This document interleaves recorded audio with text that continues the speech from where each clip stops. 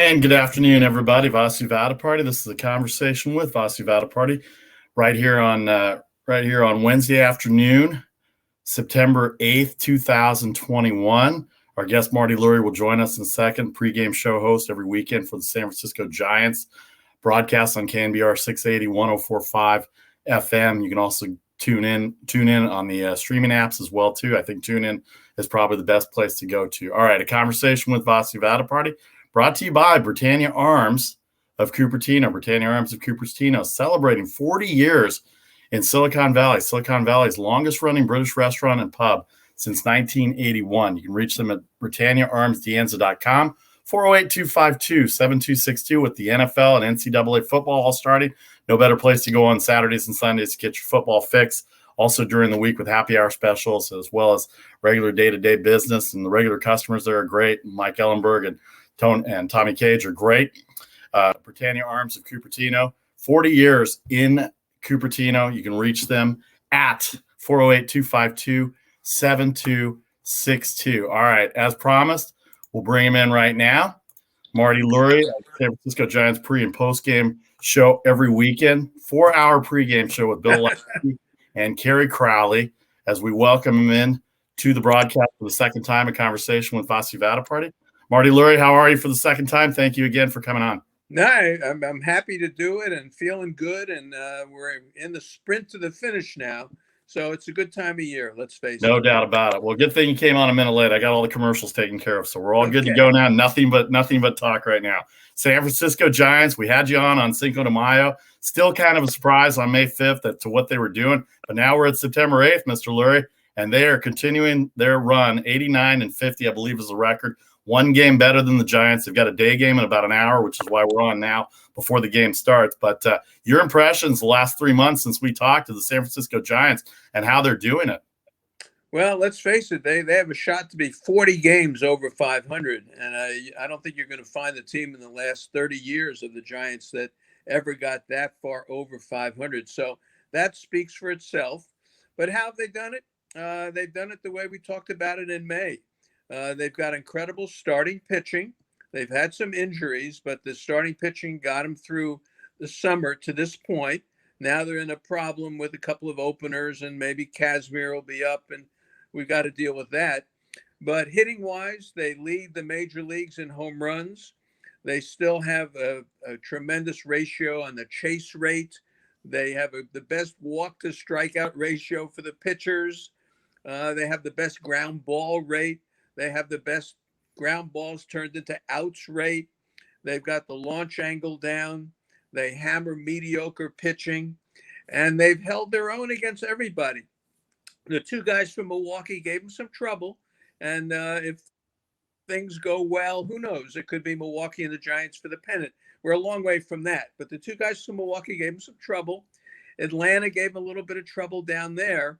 They have played well against the Dodgers, and I think they have the Dodgers number mentally to some degree.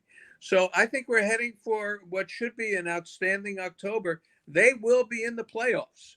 It's just a question of, do they win the division, which I think they will. I think they're going to win going away by 3 or 4 games.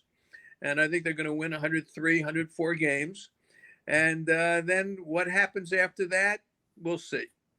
Well, I do like the Giants, but I will defend my Dodgers in a little bit here later on in the National League segment. Kevin Gausman, Logan Webb leading the way in the pitching staff. Gausman a little rougher second half than he did the first half. Personal issues and things like that. I don't know if he's really gotten back in groove. It looked like he did Monday night in Colorado. A tough pitch to play. Over the years with the San Francisco Giants, and I remember Brian Sabian saying this, he would never make that trip to Colorado. It would drive him crazy to go to Colorado and watch bumper pool baseball, as Dwayne Kuiper used to say. But 7 innings out of Gausman and 7+ innings last night out of Logan Webb after they used their entire bullpen over the Dodgers series this weekend. How big of an asset is that, not only going into today, but getting ready with the day off tomorrow and this weekend in Chicago, who is playing very well, by the way, lately. The Cubs have played very well. And then the Padres and Braves on the next homestand starting Monday night, Marty. Yeah, there's a lot going on. And believe me, Gausman and Webb have been terrific. Now, Gausman is not the guy the first half of the season. He still doesn't have command of the splitter, but he's an outstanding pitcher. and he's still got one of those numbers of runners in scoring position. The opposition is 10 for 190.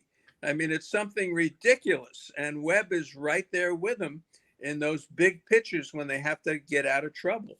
Webb has been great. He's the ground ball king. And he puts the ball on the ground, and the Giants have a good defense behind them, and they turn that into outs. So Webb really has been the story over the last few months. I think 13 of 14 games. He had that streak of giving up 2 earned runs or less until the game on Tuesday night when he gave up 3 in 7 innings. Big deal. Yeah. This has been the easiest series that I can remember the Giants having in Colorado. Colorado's pitching is just depleted. They got hammered right and left by the Giants. The Giants, I think, after going through this gauntlet of that 16 games in a row, and we got the last one today, they're feeling, I think, exhilarated getting to Colorado and seeing someone other than Buehler, who they knocked around, or Urias, who curveballed them to death, or the Dodger opener, which they had trouble with, for 9 innings. So they're good. They're good to go in Colorado. They really are. They got them at the right time. All right, now 10 games with San Diego. I don't know what to say. I mean, San Diego's fighting for a position here to get in the playoffs. They don't hit. They just don't hit with that lineup, but they play the Giants tough, and they have played them tough. They got a good bullpen, and Snell, 13 2/3 no-hit innings before he gave up a hit last night, pitching the best he's pitched for San Diego for sure. Yeah. And this looks like his Cy Young year. So you got Snell. You've got Musgrove, who's pitched just about like a Webb or a Gausman each time out. And today we get Darvish. And let's see what Darvish can do. He's got this sore back, and he has not been very effective at all. But a lot to go with San Diego. And San Diego's, as I say, fighting. They've given the Giants all they can handle. But, boy, I can't remember 10 games in September with one team. And who knows? Can the Giants beat them 8 out of 10? This is going to be an interesting development to see. Can I just prop myself up here for a little bit in May when I said not yet. And nobody believed me that I said the Padres weren't going to be very good. All right, Atlanta. All right, now Atlanta comes in. Atlanta's been sort of in trouble going west of the Mississippi. They've had some trouble on the road here, going through obviously LA and Colorado and Arizona, maybe in Arizona too. But that's going to be a fun series with Atlanta. You got Charlie Morton, you got Max Fried, and people like that. That's a good one for the Giants. We'll have to see what happens there. So, point being, Vasu, a lot of baseball ahead, interesting baseball, and the Giants really have the work cut out for them. But I think they're sprinting into the finish now. I think they can feel it. I think the 3 things that I really enjoyed about watching this Giants, obviously, the pitching staff has been really good. The hitting, I don't think anybody thought this kind of power was going to be there. But the fact that they've had all 26 contribute for this team, not really having one superstar. I mean, they got Chris Bryant in the middle of the year, but not having one superstar. The shuttle between Sacramento, their AAA team, back and forth with some of the players that they brought up, including Duggar last Friday, I guess he came up. But everybody's contributed to this team, and that's something that you need it, obviously, and good teams have it. But I can't remember a time when you just plug somebody in the lineup that just got there from day one and they're already contributing. And I think that's a credit to the Giants organization and staff for not only starting that attitude in spring training, but also coming through to where they are now. How about all 26? And not even just 26. I'm talking about the entire 40-man roster that they've had to use this year. Well, they probably used closer to 60 players, right? Back and forth. But this is like 10, 12, and 14. And I said it on the air, 10, 12, and 14 with 25 people, 25 stories. Everybody had a story. And I think you're in the same position now with this team. Estrada's been terrific. What a pickup. He's a good hitter. Giants could have 16 players with 5 homers or more. I don't think that's ever happened in baseball before. Duggar is a guy who is the right age, and he's a good hitter. And, boy, if you put him in Colorado, watch out what he could do there with the big outfield. He's a good outfielder. How about Wade? You're talking about 17 home runs and 250 at bats, whatever it may be. Everybody on the team has contributed. Everybody. Now, LaStella, maybe you'd say, okay, not yet, but he's playing. And he's in that leadoff spot, and he takes a lot of pitches, and he can make something. Got the double to start the game on Tuesday night. So you're right. You are absolutely right. Everybody on this team is contributing. There isn't a dead spot in the lineup. You may say, well, Yastrzemski, but he's got 22 home runs. Yeah. And he may end up with 26 or 27 and lead the team. And he plays a decent outfield, and he's a good kid. So it's a good story. And you said it exactly right. Everybody on this team has done something, and all the pickups, my God. You bring up Castro, looks okay. Duvall looked better than okay. You got Leone that become the seventh inning guy. He is the guy. Watson has done great here. Rogers is untouchable. And then you get McGee. You just hope that they don't overuse him and he can throw the ball in the top of the strike zone, not down here, up here. McGee is the only one that worries me a little bit in the playoffs. Well, I don't think you're the only one who's worried about Jake McGee based on the talk shows that I'm hearing and all the callers that are coming in on there. But as far as our guest, Marty Lurie, this is a conversation with Vasu Vaddiparty, pregame show host with Bill Lasky, Kerry Crowley every Saturday and Sunday, 4-hour pregame show. You can catch it right before the Giants games as well. I was talking to your colleague, Bill Lasky, speaking of which, the San Francisco Giants, they had that big series against the Dodgers where they won 3 out of 4. The only criticism I've had of the Giants, and it's only been one, is that they've lacked, I don't know, I don't want to say focus because they're major league players and every team has major league players.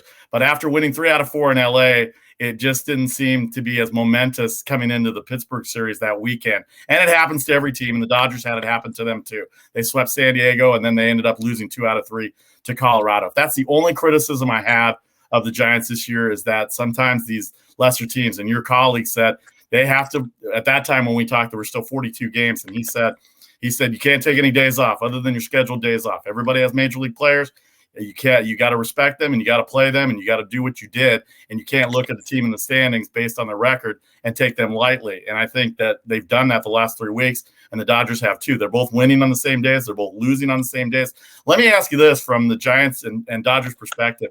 The Dodgers, they seem like they have that confidence about them. They think that they're going to win the division, and they probably can. They could if they're only 1 game back. Anything can happen, as you said. Do you think that they will never say it out loud? Do you think the Giants and Dodgers are both saying, man, everything that we're doing record-wise these last 6 weeks, the other guys are not losing? That's got to be something in the back of their minds, and they'll never say it out loud, knowing these pro players. Well, I think the main thing is that they're winning. Right. I think, the focus is when you show up at the park that day, you want to win that day. And I don't think we're at scoreboard watching yet.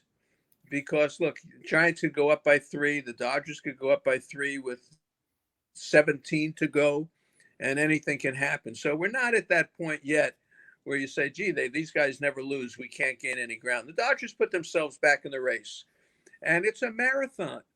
You can't forget that. This is a marathon. This is not the weekend of the Pirates series, and let's define the team by that. It's not. It's not the Dodger series. It's over 162, and they've played 138 already. Right. And there's 24 to go, 23 to go, whatever it is after today.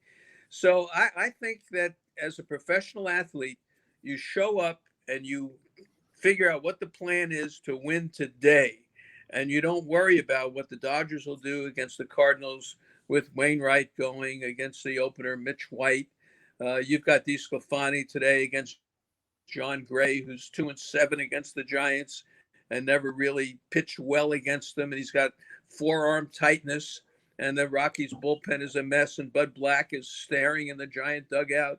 But poor Bud Black, he's getting his how should I say it? His rear end kicked. Yeah. With Colorado. So what can I tell you? It's been interesting. It's been interesting to watch this team play. And there's a long way to go. 3.5 weeks to go. Our guest Marty Lurie. The Cubs this weekend in Wrigley, and look, the Cubs are playing better. They're playing great. But it's all new names. Rizzo's gone. All the big boys are gone. In fact, Bryant is here. And let's see what they do pitching wise, who they've got, what their bullpen looks like. And they're all day games. They all start 11:20 local time. And for me, that means I start Saturday and Sunday with Bill and Kerry at 7 a.m. 7 a.m. on Saturday and Sunday for Marty Lurie. All right, a couple more things on the Giants. Let's transition. You talked about the Cubs this weekend. How valuable? I think it's been invaluable. I don't think it gets written about because his name is known in the Midwest. But how valuable has Chris Bryant been from the standpoint of complementing what they already had going into the trade deadline? 5 positions played, pretty good defense. I think he scares a few people at third base a little bit. But left, center, and right, third and first, the power's there, the average is there, the baseball acumen, which I look at, seems to be there with Chris Bryant in the years since the Cubs days to now. How much of a bigger compliment of a piece, as opposed to just one of 26, do you think he's made from a contribution standpoint to this team? Yeah, well, he's 29 and he's a superstar. He's not 34, and you're hoping that he lasts to the end of the year. And he's not 23, hoping that he's going to have a big league career. He's got one, and he's a very smart player. Physically, he's got a little bit of a wrist thing. Maybe that has hurt his throws some third. But he's a swing and miss guy. But he's also a guy who can come through with everybody else. Now, if you just had Brian alone, I wouldn't think that he could handle that. But you put Brian in the middle of Belt, Posey, Brian, Crawford, Longoria, and then how about throwing in Ruff and Wade just for the heck of it? I mean, and then throw in little Estrada or Solano or Flores. It's a good team. So he walked into a good team and he made them better because he's a pro and he's the right age and he knows how to play the game. I like him a lot. Whether you spend $200 million for him, that's up to Farhan to figure out. But having him here now, big help. Huge help. Yeah, I'm sure it wouldn't hurt to have them re-sign him for 4 or 5 years. Seems to like the place and everything going good with them, and they're winning, and that's a big thing. And he's a former MVP and a former Rookie of the Year. All right, last thing, I want to talk about Logan Webb here because it's a fascinating story for me. He got hurt, and he was ineffective at the beginning of the year. Last year was kind of a wash year for him.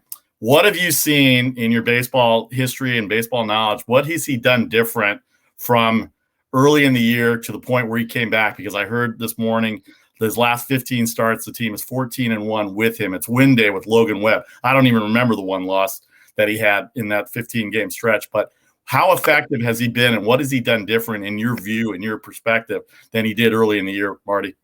Well, he's got command, and he doesn't get rattled.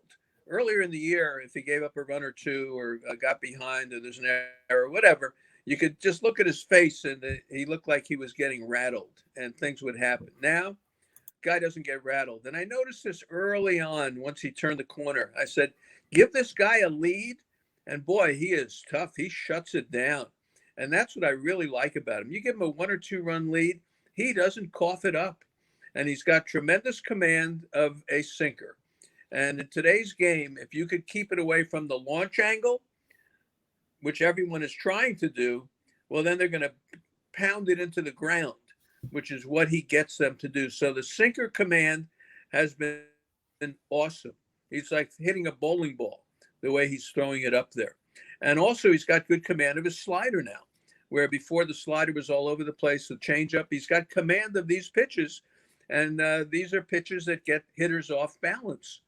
So the hard hit rate, the barrel rate for him is a low percentage. And he's got good command. And I think Posey's done a great job with him, and Casale too. But he is now a pitcher who knows what he's doing. And the sinker really has been the difference. That ground ball rate is just incredible. Marty Lurie, our guest from KNBR, weekend pregame show host, 4 hours every Saturday and Sunday with Bill Lasky and Kerry Crowley. All right, we hit the Giants. We know what's going on with them. Dodgers are right there, 1 game back. Going to be interesting National League West. Let's hit a few minutes on the National League here and the National League wildcard. Milwaukee, I mean, what a year they're having.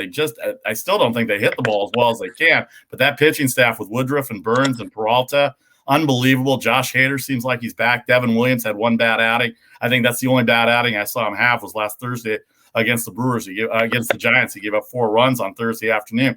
Greg Counsell, not getting a lot talked about. Everybody's talking about Gabe Kapler. Maybe I'm here on the West Coast, and that's all I hear is Gabe Kapler talk. But how about Craig Counsell, the Milwaukee Brewers, and what they're doing? I mean, that's a runaway division. That race is over. 11 games in the Central, Marty. Yeah, I love Counsell. I think he's a very good manager. He's got Pat Murphy as his bench coach, former Padres manager, former Mhm. college coach at Notre Dame. I like Murphy a lot. I've talked with him. He's a real baseball guy, and they work well together. Look, they got, you said it. Their pitching has been outstanding with the big three. We'll see what Peralta, if he's healthy, but the bullpen is solid. Adrian Hauser has been terrific for them.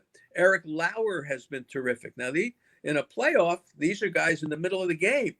So if you need them, they're very strong pitchers. So their pitching staff is better than you think.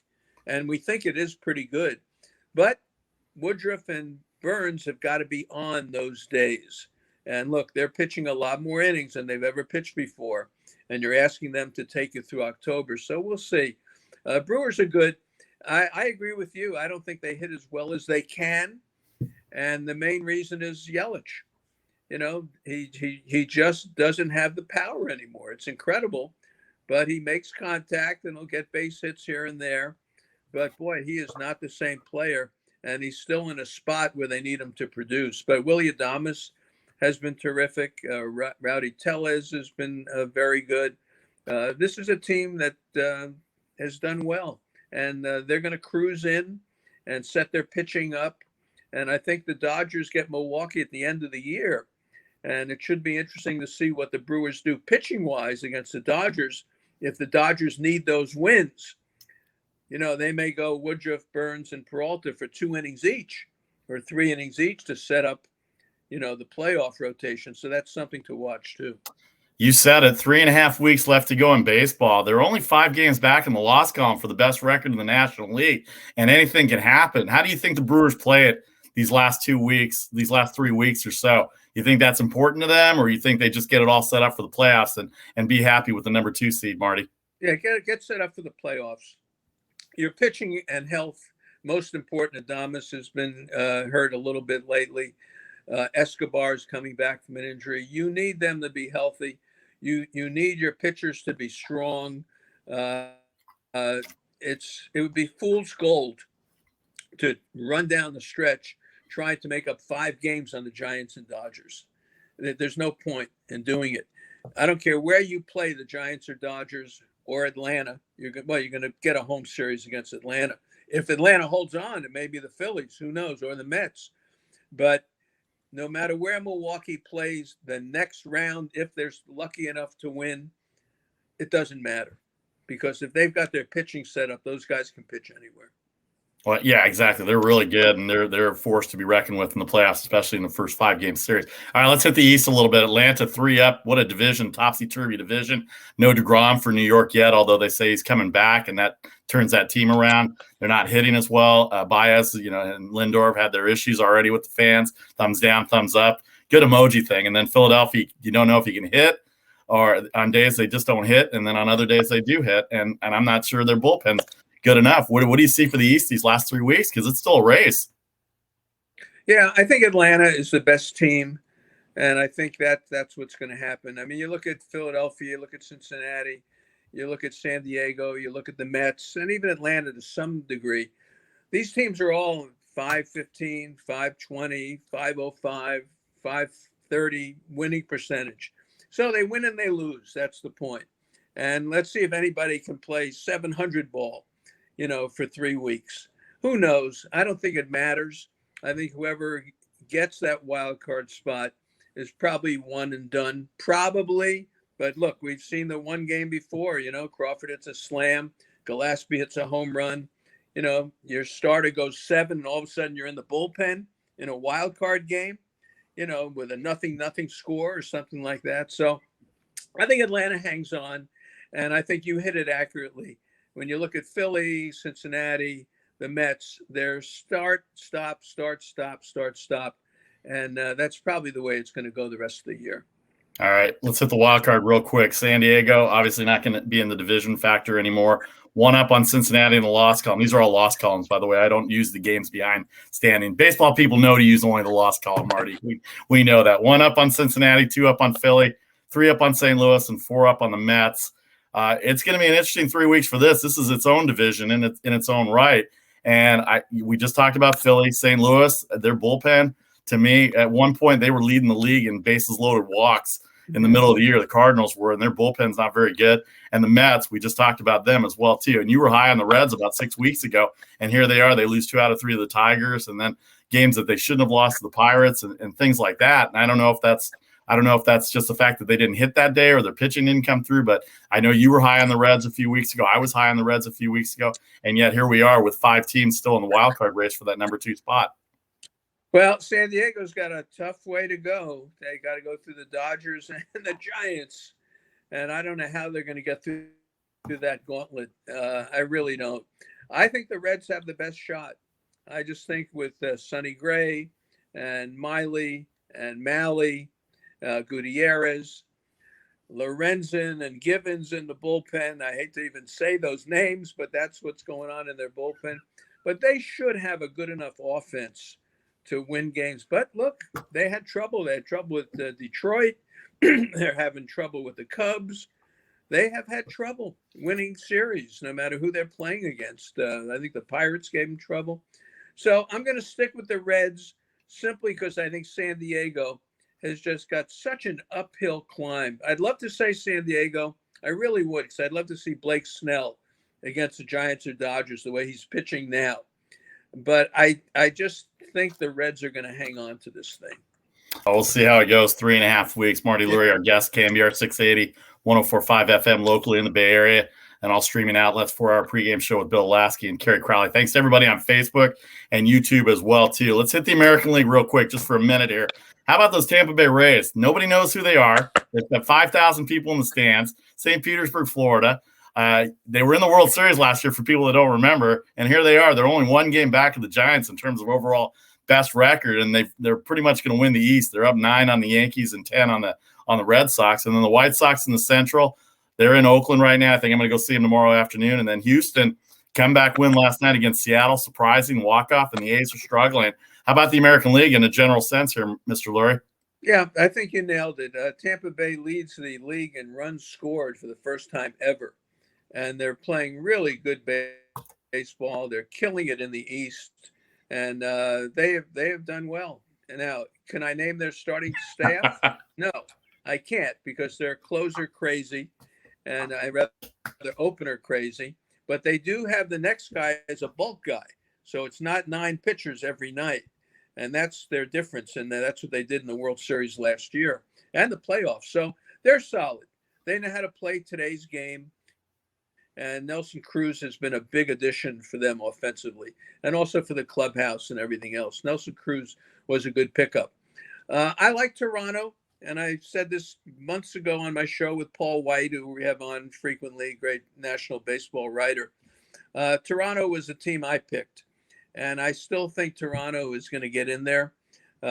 This is the time of year that if you got players who are hot, they can carry you, and they've got 3 or 4. Robbie Ray and Rayu have pitched really well. If Rayu is for real, that can help. I think Toronto's going to get in there. I hate to think the Yankees aren't, but Garrett Cole may have a hamstring, and the Yankees won 13 in a row, then they lost 7 out of 9, something like that. It's a good race. Boston has the COVID issues, and it seems like every game they play is 11-10. And I don't know how you can go through the stretch like that. Oakland has hit the wall with their pen and everything else. Seattle just doesn't have the firepower. So I think Toronto's going to be in there. If I had to say today, it's Toronto and the Yankees. I think. And I say Yankees because I followed the Yankees my whole life. What can I tell you? And they always seem to be there. If they have a chance, they always seem to get in. Once a New Yorker, always a New Yorker. New York, 2 up on Boston for the 1 spot. Boston tied with Toronto in the loss column. 2 up on Seattle, Oakland, Cleveland.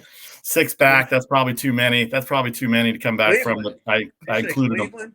Yeah, I did say Cleveland. I put them on the graphic, Marty. They're 6 back. I don't think so. No, I don't think so either, but they're playing better. So the American League, pretty good. The Nelson Cruz trade for Tampa Bay reminds me of what the Giants did with Chris Bryant, getting a superstar in the middle of the lineup to complement their team. All right, we hit all the baseball with Marty Lurie. I just want to get your thought as a historian. Today, as we talk, the ceremonies are going on canceled from 2020. Derek Jeter, Larry Walker, Ted Simmons, and Marvin Miller all going into the Hall of Fame. If you want to just give me a minute on each of the players and you being a former attorney and how important Marvin Miller was to the game of baseball from the 1970s until what the players' success are having today based on the union. Well, we'll start with Marvin Miller. He's not a lawyer. He's a great negotiator. And Brooks Robinson, who I love, said it best yesterday. There's been Babe Ruth, Jackie Robinson, and Marvin Miller. They've made the biggest impact on the game. And, of course, Ruth changed the game from small ball, dead ball era to the live ball. Jackie changed the face of baseball with integration of baseball. And Marvin Miller gave the players power. So that speaks for itself. It's wonderful. Larry Walker, a great base runner. He was a superstar. He played in small markets, so we really didn't get to see him a lot. He got hurt more than he should have, but a great player, great arm, and I'm glad to see him get in. Larry Walker. Ted Simmons, you look at offensive catchers, 2,700 hits, something like that. Switch hitter. He also worked in the front office, and his playing days are over, but a very strong player for the Cardinals and the Brewers. Very strong. And you look at maybe he wasn't a great home run hitter or have the cachet of Carter and Fisk and Pudge Rodriguez, but he's up there with the great catchers of the game. There's no question about it. And Derek Jeter, he's lucky to get in. Yeah, I agree, Marty, with you. 5 world championships, 5 gold gloves. I mean, what has he done? The captain? Yeah, I agree. They did him a favor putting him in.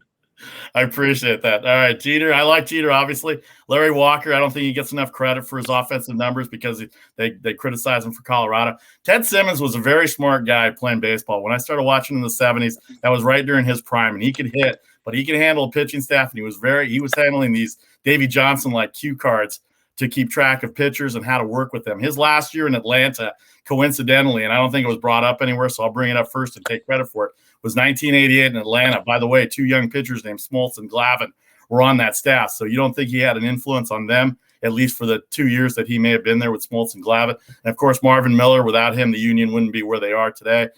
Great job by the Players Union to recognize him and the Hall of Fame to recognize him. One last thing before I let you go, Marty, is I want to talk. You know both of them very well. Ray Fosse and Dwayne Kuiper out here in the Bay Area, former teammates with the Cleveland Indians, both suffering through some cancer stages. Ray taking the rest of the year off. Of course, Kuiper has been a legend here for 30 years as a broadcaster. We all know him from that standpoint.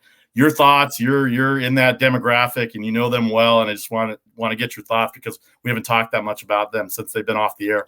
Yeah, well, they're part of the family, and that's what the broadcasters become. So if their playing careers were interesting, but years ago, people don't remember their playing careers at all, really.